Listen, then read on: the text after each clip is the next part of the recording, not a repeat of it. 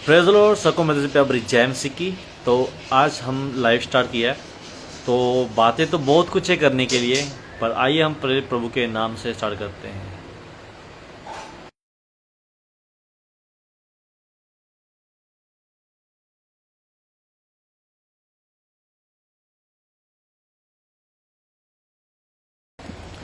ठीक है, हम प्रभु के नाम से प्रार्थना से पहले शुरुआत करते हैं आज की लाइव की।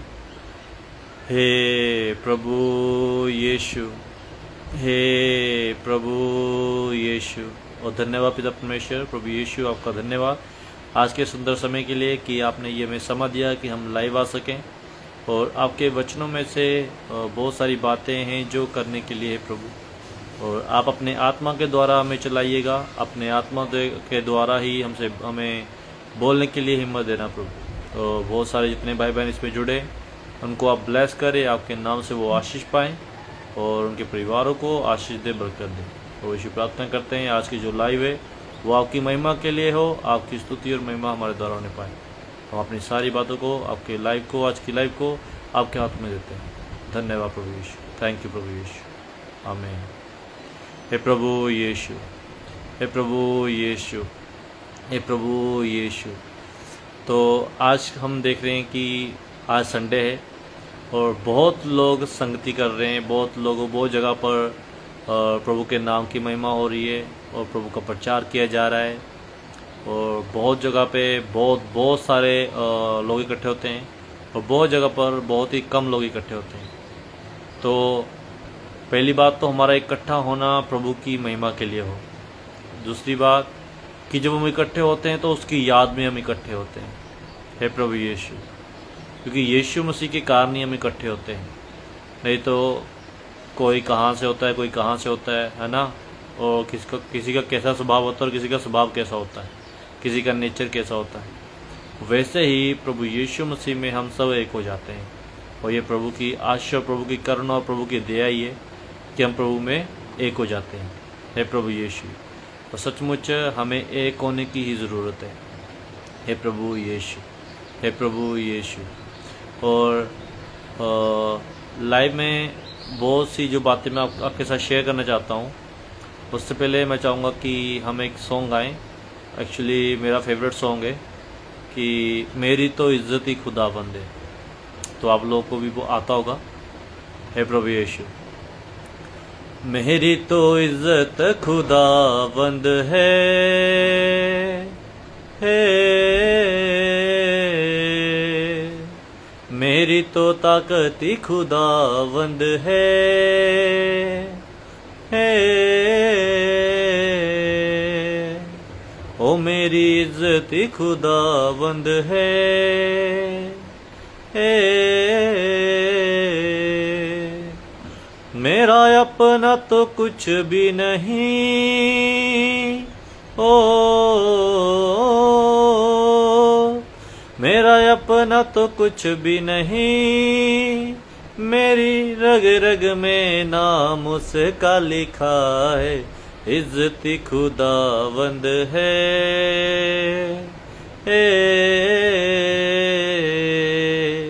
मेरी तो दौलती खुदावंद है,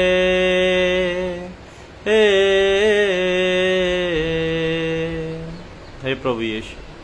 तो सचमुच हमारी इज्जत, हमारी दौलत, हमारा सब कुछ हमारा खुदा है, क्योंकि जिसने मसीह को पा लिया उसने सब चीज़ पा ली, हे प्रभु यीशु, हे प्रभु यीशु। और आज हम बात करने जा रहे हैं, बहुत लोग, मैंने बहुत सारे अभी जो रील्स में देख रहा हूँ, बहुत लोग बात कर रहे हैं अन्य भाषा के ऊपर, जब पवित्र आत्मा को लेकर, है ना। तो उस चीज़ के लिए हम देखते कि बाइबल क्या कहती है, क्योंकि इंसान बहुत कुछ बातें करता है, बहुत चीज़ें बोलता है, पर बाइबल हमें सच्चाई के रास्ता दिखाती है, क्योंकि यीशु मसीह ने कहा मार्ग, सत्य और जीवन मैं हूँ। तो यदि हमें सच का रास्ता देखना है, सत्य का मार्ग देखना है, तो हमें यीशु मसीह को और उसके दिए हुए बातों को जानने की ज़रूरत है, हे प्रभु यीशु, हे प्रभु यीशु, हे प्रभु यीशु। हम जानते हैं कि जो परमेश्वर का जो वचन है ये बहुत सारी लैंग्वेज में लिखा हुआ है ना। हे प्रभु यीशु, बहुत सारी लैंग्वेज में, बहुत सारी भाषाओं में लिखा हुआ है।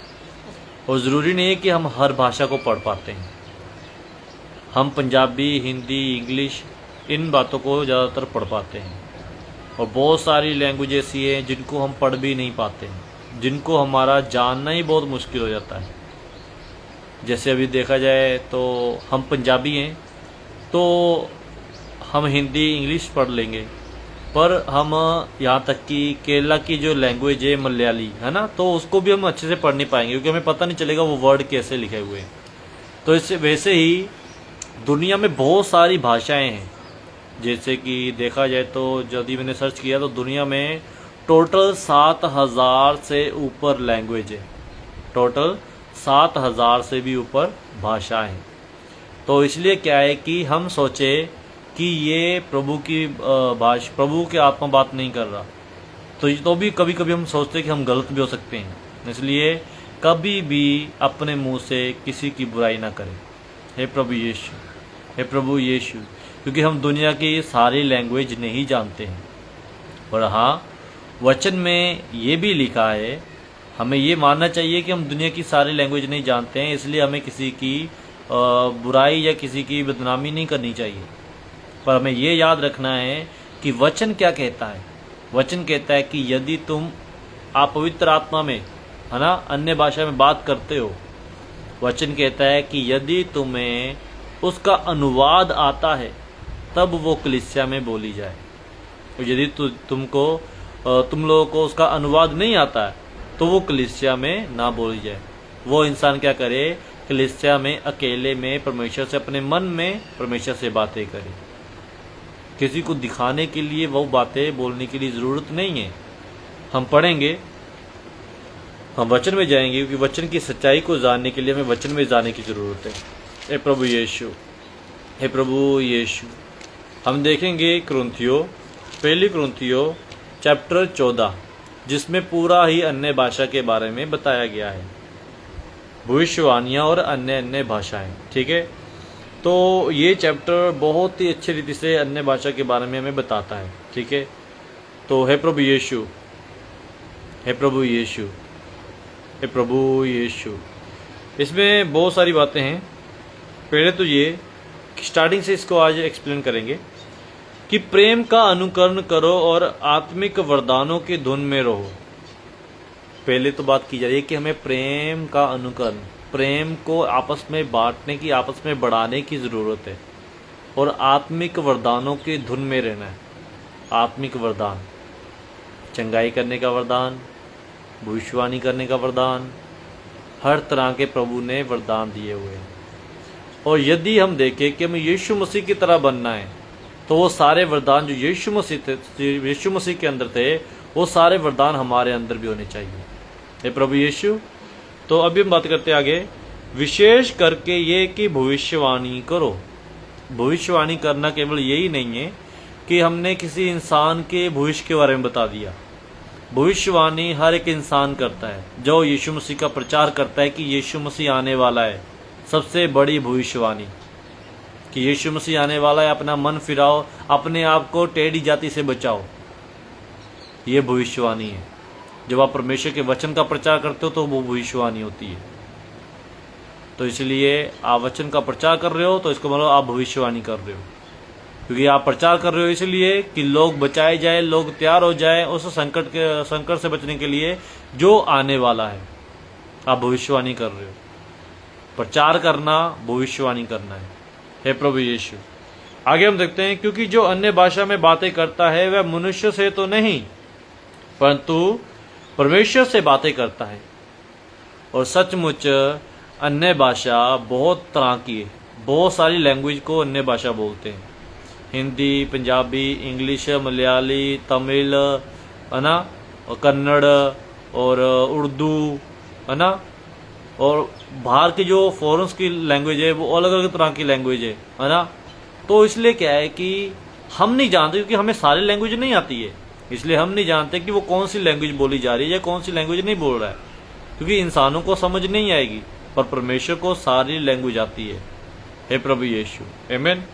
तो आगे देखते हैं इसलिए कि उनकी बातों कोई नहीं समझता, क्योंकि वह भेद की बातें आत्मा में होकर बोलता है। आगे लिखा है, परंतु जो भविष्यवाणी करता है वह मनुष्यों से उन्नति और उपदेश और शांति की बातें करता है। और सचमुच क्योंकि हम परमेश्वर का प्रचार करते हैं, वो इसलिए करते हैं कि दूसरे लोग परमेश्वर में उन्नति करें और शांति पाएं। जो अन्य भाषा में बातें करता है वह अपनी ही उन्नति करता है। और यही बात याद रखें, जो अन्य भाषा बोल रहा है वो केवल अपनी उन्नति करता है, उससे किसी दूसरे की उन्नति नहीं होती है।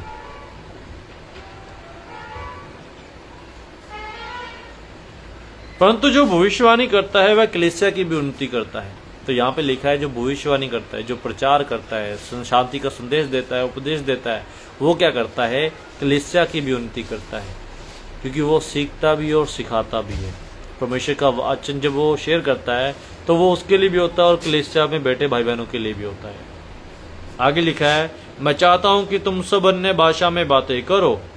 प्रभु चाहता है कि हम सब अन्य भाषा में बातें करें, परंतु इससे अधिक ये चाहता हूं, प्रभु चाहता है कि हम सब अन्य भाषा में बातें करें, पर उससे अधिक प्रभु ये चाहता है कि हम भविष्यवाणियां करें, मतलब कि हम प्रचार करें, हम उपदेश करें, हम उपदेश देने वाले बने, हम परमेश्वर की बातों को फैलाने वाले बने, उसकी शांति को लेके आने वाले बने, परमेश्वर के आने का प्रचार करने वाले बने।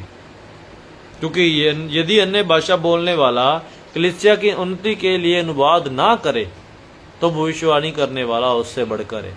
तो यहाँ पर साफ साफ लिखा है कि यदि अन्य भाषा बोलने वाला कलीसिया में यदि अन्य भाषा बोल रहा है, उसका अनुवाद ना करे, मतलब कि उसका ट्रांसलेट करके समझाए ना, तो उससे बढ़कर है भविष्यवाणी करने वाला, उपदेश देने वाला, शिक्षा देने वाला। तो प्रिय भाई और बहनों, वचन साफ साफ बातें कर रहा है। हमें वचन को पढ़ने की जरूरत है। बहुत सारे लोग वचन को पढ़ते नहीं हैं, इसलिए वो सच्चाई को जानते नहीं हैं। वो बस उतना ही समझते हैं जितना कि सामने उनको बताया जाता है। तो इसलिए प्रिय भाई और बहनों, बाइबल को पढ़ो, सच्चाई को जानो, सच्चाई आपको रास्ता दिखाएगी। आप यीशु मसीह को जितना जानोगे वही सत्य है, वही मार्ग है, वही जीवन है। तो आप सत्य को जानोगे, सत्य के मार्ग पे चलोगे और सत्य के मार्ग पे चलकर जीवन को पालोगे। इसलिए प्रभु के वचन को पढ़ना जरूरी है। यहाँ पे साफ साफ लिखा है, दोबारा पढ़ रहा हूं मैं, हे प्रभु यीशु, क्योंकि यदि अन्य भाषा बोलने वाला कलीसिया की उन्नति के लिए अनुवाद ना करे तो भविष्यवाणी करने वाला उससे बढ़कर है। तो यहाँ पे साफ साफ लिखा है, ये मैं पढ़ रहा हूँ 14 की 5 की लास्ट वाली लाइन है, ठीक है। तो वहाँ पे साफ साफ लिखा है कि यदि अन्य भाषा बोलने वाला उसका अनुवाद ना करे, मतलब कि उसकी ट्रांसलेट ना करे। यदि मान लो मैं मलयाली बोल रहा हूँ, मुझे आती नहीं है, मैं फिर भी एग्जाम्पल के लिए दे रहा हूँ कि मैं मलयाली बोल रहा हूँ, पर मलयाली वो पंजाबी को नहीं समझा रही, तो यदि मुझे उसका ट्रांसलेट करना नहीं आ रहा, उसको इंग्लिश में ट्रांसलेट या पंजाबी में या हिंदी में ट्रांसलेट नहीं करना आ रहा, तो इससे बढ़कर क्या है कि मैं वहाँ पे अन्य भाषा ना बोलूँ, मतलब कि उपदेश किया जाए, परमेश्वर की महिमा के लिए परमेश्वर का शिक्षा दी जाए, वो बढ़कर है अन्य भाषा बोलने से। तो यहाँ पे आगे लिखा है, इसलिए है भाइयों, यदि मैं तुम्हारे पास आकर अन्य भाषा में बातें करूं और प्रकाश या ज्ञान और भविष्यवाणी या उपदेश की बातें तुमसे ना कहूं, तो मुझसे तुम्हें क्या लाभ होगा। यदि अन्य भाषा बोली जाए, केवल अन्य भाषा में ही वहां पे बात की जाए, और आप परमेश्वर के वचन को, शिक्षाओं को, है ना, उसकी बातों को, उपदेश को, ज्ञान की बातों को, प्रकाश की बातों को आप दूसरों के सामने नहीं रख पा रहे, तो अन्य भाषा बोलना हमारे लिए सही नहीं है ना। आगे हम देखते हैं, इसी प्रकार यदि नजीव वस्तुएं भी जिनमें ध्वनि निकलती है, जैसे बांसुरी या बीन आदि, उनके स्वरों में भेद ना हो, तो जो फूका जब बजाया जाता है वो कैसे पहचाना जाएगा। सचमुच जैसे हम देखते हैं, जैसे एक हारमोनियम होता है, उसमें सा रे गा मा पा दा नी सा, ये वर्ड्स होते हैं। यदि उसमें ये वर्ड ही ना हो, ऐसे कुछ भी ऐसे ए ऊ ए कुछ भी ऐसे मिक्स किया जाए, तो वो समझा नहीं जाएगा। इसलिए अन्य भाषा भी क्या है कि वो समझी जाने वाली चीज होनी चाहिए, मतलब कि उसका समझाने वाला भी होना चाहिए, अनुवाद करने वाला भी होना चाहिए। मान लीजिए कोई फॉरेन से एक पास्टर आता है या कोई एक ब्रदर आता है, जब वो आपके सामने प्रचार कर रहा है तो इंग्लिश ट्रांसलेट कर रहा है, तो हमारे बीच में कुछ भाई बहन होते हैं जिनको इंग्लिश आती होती है, तो वो क्या करे, वो इंग्लिश को ट्रांसलेट करे, है ना। तो वैसे ही यदि कोई अन्य भाषा बातें कर रहा है और उसका कोई ट्रांसलेट करने वाला नहीं है, तो वो अन्य भाषा ना बोले, वो अपने मन में परमेश्वर से बातें करे। ये भी हम आगे पढ़ेंगे, ठीक है। आगे देखते हैं। और यदि तुरी का शब्द साफ ना हो तो कौन लड़ाई के लिए तैयार करेगा। ऐसे ही तुम भी यदि जीव से साफ साफ बातें ना कहो, जो तुम कुछ कहा जाता है वह कैसे समझा जाएगा। और यदि तुम अन्य भाषा में बात कर रहे हो और यदि साफ साफ उसको समझाने वाला नहीं है, तो वो कैसे समझी जाएंगी अन्य भाषा। तो यहाँ पे वर्ड बता रहा है, वचन बता रहा है कि यदि अन्य भाषा बोली जा रही है तो उसको साफ साफ समझाने वाला भी होना चाहिए, ठीक है। आगे हम देखते हैं। तुम तो हवा से बातें करने वाले ठहरोगे, जगत में कितनी ही प्रकार की भाषाएं क्यों ना हो। यहाँ पे आता है, यहाँ हम 10 पढ़ रहे हैं, ठीक है। पहले कुरिन्थियों 14 की 10 पढ़ रहे हैं हम। जगत में मतलब कि पूरी दुनिया में कितनी ही प्रकार की भाषाएं क्यों ना हो, ठीक है, परंतु उनमें से कोई भी बिना अर्थ की ना होगी। परमेश्वर का वचन साफ साफ हमसे कहता है कि जितनी भी दुनिया में भाषाएं हैं उन सब का अर्थ है, बिना अर्थ के कोई भाषा नहीं है। इसलिए मेरे प्रिय भाई और बहनों, यदि कोई अन्य भाषा बोल रहा है तो वो चाहिए कि वो अनुवाद भी करे, उसको समझाए भी कि वो क्या बोला जा रहा है, ठीक है। आगे बोलते हैं। परंतु उनमें से कोई भी बिना अर्थ की ना होगी। 11 इसलिए यदि मैं किसी भाषा का अर्थ ना समझूं तो बोलने वाले की दृष्टि में परदेशी ठहरूंगा और बोलने वाला मेरी दृष्टि में परदेशी ठहरेगा। तो यहाँ पे हम समझते हैं मलयाली लोग पंजाबी भाषा को मतलब कि उनके लिए एक क्या बोलते हैं, जैसे परदेशी है ना, एक परदेशी है, वो परदेशी है, यहाँ पर आकर उनको हमारी लैंग्वेज नहीं समझाएगी। जो प्योर मलयाली है वो इधर नहीं रह रहा है ना, तो उसको हिंदी पंजाबी नहीं समझाएगी। तो वैसे ही यदि हम पंजाबी यहाँ केरला में चले जाए मलयाली के पास, तो वहां के मलयाली हमें समझ नहीं आएगी, क्योंकि परदेशी होकर हम गए हुए है ना। तो इसलिए क्या है, एक परदेशी को दूसरी परदेशी की भाषा नहीं समझ आती है, तो इसलिए उसका अनुवाद करने वाला, ट्रांसलेट करने वाला होना चाहिए। आगे, इसलिए तुम भी जब आत्मिक वरदानों की धुन में हो तो ऐसा प्रयत्न करो कि तुम्हारे वरदानों की उन्नति से कलीसिया की भी उन्नति हो। यदि आपके पास अन्य भाषा बोलने का वरदान है, प्रभु ने आपको दिया है, तो आप प्रार्थना करें कि प्रभु मेरे ये अन्य भाषा के वरदान से कलीसिया की भी उन्नति हो, ताकि आप उसका अनुवाद भी कर सको। आमीन। इसी कारण जो अन्य भाषा बोले वह प्रार्थना करे कि उसका अनुवाद भी कर सके।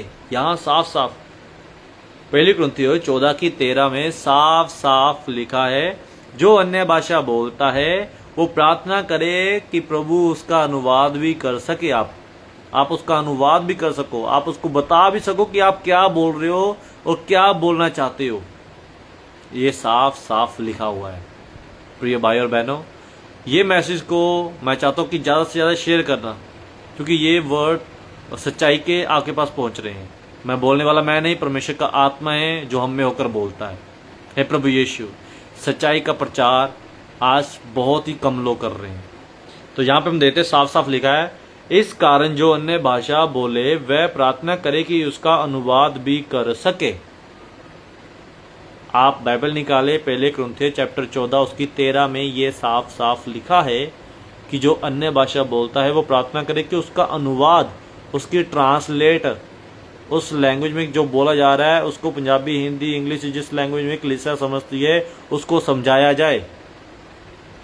आगे लिखा है, इसलिए यदि मैं अन्य भाषा में प्रार्थना करूं और मेरी आत्मा प्रार्थना करती है परंतु मेरी बुद्धि काम नहीं देती, अतः क्या करना चाहिए? मैं आत्मा से भी प्रार्थना करूंगा और बुद्धि से भी प्रार्थना करूंगा। मैं आत्मा से गाऊंगा और बुद्धि से भी गाऊंगा। नहीं तो यदि तुम आत्मा से ही धन्यवाद करेगा तो फिर अज्ञानी तेरे धन्यवाद पर आमीन कैसे कहेगा? यदि आप अन्य भाषा में प्रार्थना कर रहे हैं और जिसको समझ नहीं आ रहा वो आपकी बात पर आमीन कैसे कहे?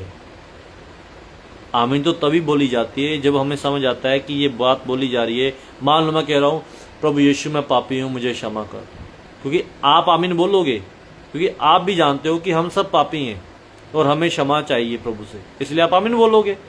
पर यदि मैं कुछ बोल रहा हूँ, ये कुछ भी ऐसे बोल रहा हूँ, ये उदाहरण के तौर पे बता रहा हूँ, ठीक है, कि हम कुछ भी ऐसे बोल रहे हैं और उसका कुछ अगला वाला समझ ही नहीं पा रहा, तो वो आमीन कैसे कहेगा? ठीक है, यहाँ पे ये लिखा हुआ है। आगे लिखा है, तू तो भली भांति धन्यवाद करता है परंतु दूसरे की उन्नति नहीं होती। मैं अपने परमेश्वर का धन्यवाद करता हूं कि मैं तुम सब से अधिक अन्य भाषा में बोलता हूं। यहाँ पे पौलुस कह रहा है कि वो सबसे ज्यादा अन्य भाषा बोलता है। पौलुस को बहुत ज्ञान था, पौलुस को बहुत सारी भाषाएं आती थी, ठीक है। तो यहाँ पे हम देखते हैं कि पौलुस कहता है मैं अन्य भाषा बोलता हूँ, परंतु कलीसिया में अन्य भाषा में 10,000 बातें कहने से मुझे ये अच्छा जान पड़ता है कि दूसरों को सिखाने के लिए बुद्धि से 5 बातें कहूँ। यहाँ भाई पौलुस खुद बोल रहा है कि अन्य भाषा में बातें इतनी करने से अच्छा है कि मैं बुद्धि से 5 बातें ही कलीसिया में शेयर करूं ताकि उनकी भी उन्नति हो। हे प्रभु यीशु। और आगे लिखा है, हे भाइयों तुम समझ में बालक ना बनो, बुराई में तो बालक रहो परंतु समझ में सियाने बनो। व्यवस्था में लिखा है कि प्रभु कहता है मैं अपरिचित भाषा बोलने वालों के द्वारा और प्राय मुख के द्वारा इन लोगों से बातें करूंगा तो भी वे मेरी ना सुनेंगे। इसलिए अन्य भाषाएं विश्वासियों के लिए नहीं पर अविश्वासियों के लिए चिन्ह है, और भविष्यवाणियां अविश्वासियों के लिए नहीं परंतु विश्वासियों के लिए चिन्ह है। तो यहाँ पे लिखा है कि अन्य भाषा है वो अन्य जातियों के लिए है, और जो भविष्यवाणियां हैं वो कलीसिया के विश्वासी भाई बहनों के लिए, ठीक है। आगे लिखा है, अतः यदि कलीसिया एक जगह इकट्ठी हो और सब के सब अन्य भाषा बोले और बाहर वाला या विश्वासी लोग भीतर आ जाए तो वह क्या तुम्हें पागल ना कहेंगे? सचमुच यदि कोई पूरी कलीसिया मान लो अन्य भाषा बोल रही है और वहां कोई उसको अनुवाद करने वाला नहीं है, उसको समझाने वाला नहीं है, तो यदि कोई अनजान व्यक्ति कलीसिया में आ जाए तो वो क्या देखेगा? ये तो पागलों की तरह कर रहे हैं, है ना। तो सचमुच ये पागल की तरह लगेगा। और आगे भी देखते हैं, परंतु यदि सब भविष्यवाणी करने लगे और कोई अविश्वासी या बाहर वाला मनुष्य भीतर आ जाए तो सब उसे दोषी ठहरा देंगे और परख लेंगे। हम जानते हैं कि जब परमेश्वर का वचन शेयर किया जाता है तो अन्य विश्वासी जो कोई बाहर से आ जाए ना तो उसका भी हृदय सिद्ध जाएगा, उसको भी वो भी जान लेगा कि हाँ सचमुच मैं दोषी हूँ, मैं पापी हूँ, मुझसे बहुत सारी गलतियां गुनाह होते हैं, क्योंकि परमेश्वर का वचन सत्य प्रकट कर देता है। आगे लिखा है, और उनके मन के भेद प्रकट हो जाएंगे और वह मुंह के बल गिरकर परमेश्वर को दंडवत करेगा और मान लेगा कि सचमुच परमेश्वर तुम्हारे बीच में है। हे प्रभु यीशु। आगे वर्ड बहुत अच्छे आने वाले हैं, 26 में आ चुके हम। इसलिए है भाइयों क्या करना चाहिए? जब तुम इकट्ठा होते हो तो हर एक के हृदय में भजन, उपदेश, अन्य भाषा या प्रकाश या अन्य भाषा का अर्थ बताना रहता है। सब कुछ आत्मिक उन्नति के लिए होना चाहिए।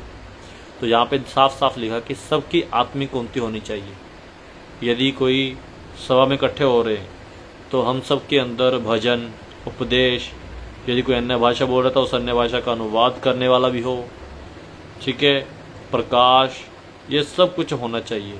जब हम कलीसिया में आते हैं तो हम सब के अंदर कुछ ना कुछ लेकर आना चाहिए। ये नहीं कि हम केवल जा रहे हैं बस चंदा डालने काफ़ी है, हम भजन के साथ, ठीक है, उपदेश को लेकर कुछ ना कुछ सिखाने के मूड में जाए कि हाँ प्रभु हमें भी सिखाए और हम दूसरों को भी सिखा सकें, ठीक है। आगे लिखा है, यदि अन्य भाषा में बातें करनी हो, यहाँ पे साफ साफ लिखा है, पहली कुरिन्थियों 14 की 27 में हम पहुंच चुके हैं, 27, ठीक है, नोट कर लो, पहली कुरिन्थियों 14 की 27।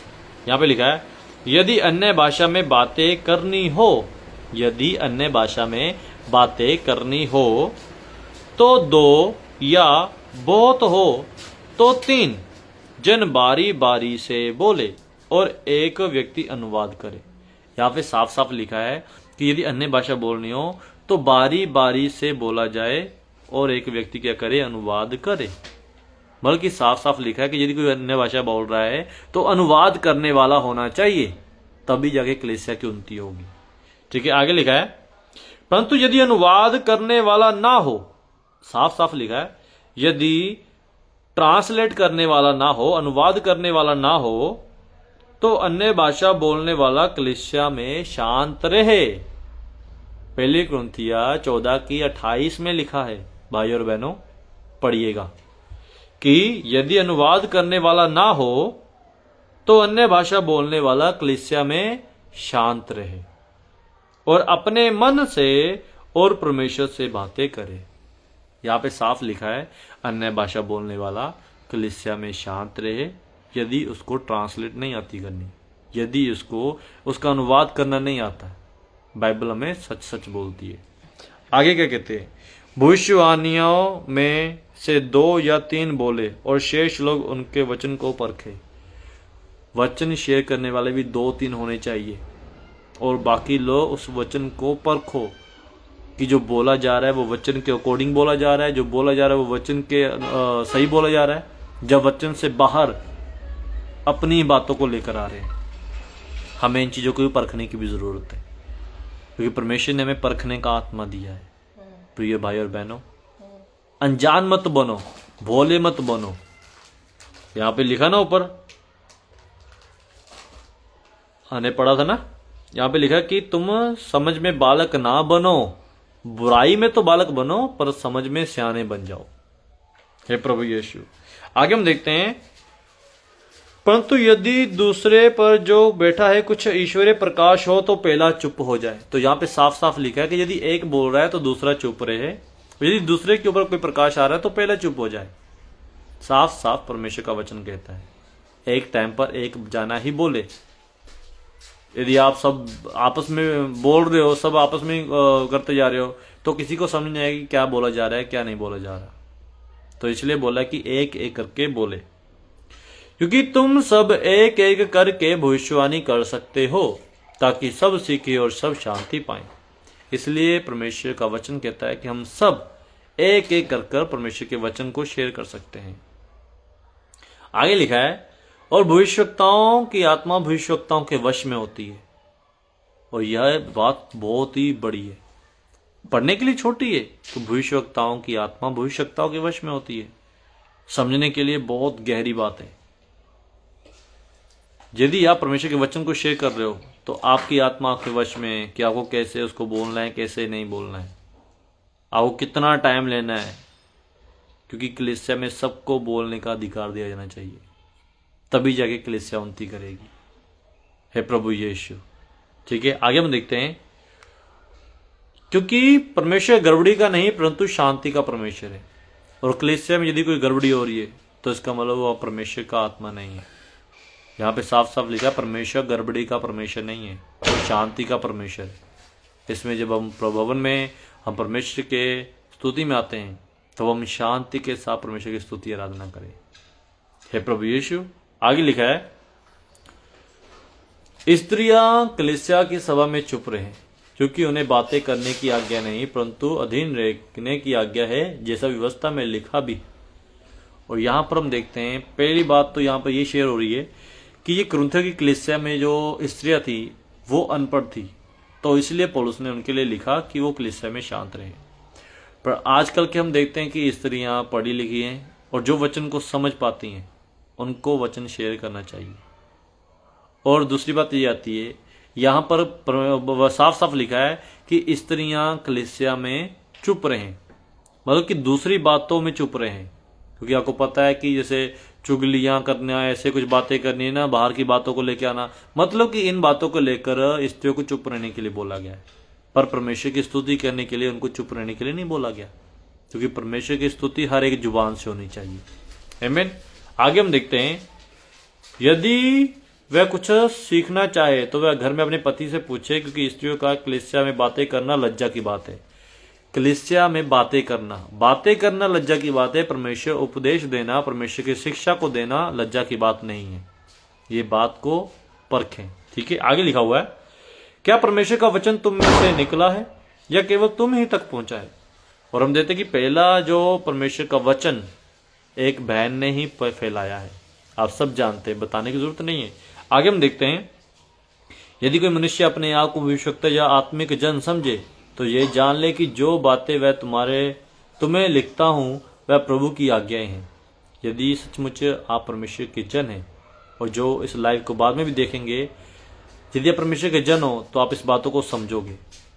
और लिखा है परंतु यदि कोई ये ना माने, साफ साफ लिखा है, जो अभी तक पढ़ा गया अन्य भाषा के बारे में, भविष्यवाणियों के बारे में, कि परमेश्वर के यदि अन्य भाषा बोल रहे हैं तो अन्य भाषा बोलने वाला यदि अनुवाद ना करे तो अन्य भाषा ना बोले, यदि बोले तो उसका अनुवाद करे, और यदि बोले कलीसिया में ना बोले, वो अकेले अपने अंदर परमेश्वर से बातें करे। और यहाँ पर अभी लास्ट लाइन ये लिखी हुई है एक चीज और 38 में, परंतु यदि कोई ये ना माने, मतलब कि ये सारी जो बातें हम पढ़ते आए हैं परमेश्वर की वचन को ना माने तो उसकी भी ना मानो। यहां साफ साफ परमेश्वर का वचन बोलता है कि यदि ये इन बातों को नहीं ना मानता तो उसकी भी ना मानो। आगे लिखा है, अतः है भाइयों भविष्यवाणी करने की धुन में रहो और अन्य भाषा बोलने से मना ना करो। यदि किसी को अन्य भाषा आती है और उसका अनुवाद आता है तो उनको मना ना करो, पर यदि वो अन्य भाषा बोलता है पर उसका अनुवाद नहीं आता तो वचन साफ साफ कहता है कि वो कलीसिया में शांत रहे।